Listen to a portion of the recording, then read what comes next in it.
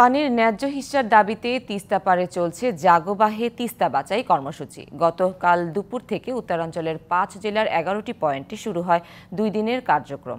গতকাল এই কর্মসূচিতে যোগ দেন বিএনপির মহাসচিব মির্জা ফখরুল ইসলাম আলমগীর সহ কেন্দ্রীয় ও স্থানীয় নেতারা। আজ কর্মসূচিতে ভার্চুয়ালি যুক্ত হবেন বিএনপির ভারপ্রাপ্ত চেয়ারম্যান তারেক রহমান। এই কর্মসূচি ঘিরে তিস্তা পারে তাঁবু টাঙিয়ে ৪৮ ঘণ্টার অবস্থানে হাজারো মানুষ। তারা বলছেন, ভারতের বৈষম্যমূলক আচরণের কারণেই তিস্তা বর্ষায় আগ্রাসী আর শুষ্ক মৌসুমে মরা নদীতে পরিণত হয়। গতকাল সমাবেশে মির্জা ফখরুল বলেন, বাংলাদেশের সাথে বন্ধুত্বপূর্ণ সম্পর্ক চাইলে ভারতকে দাদাগিরি বন্ধ করতে হবে।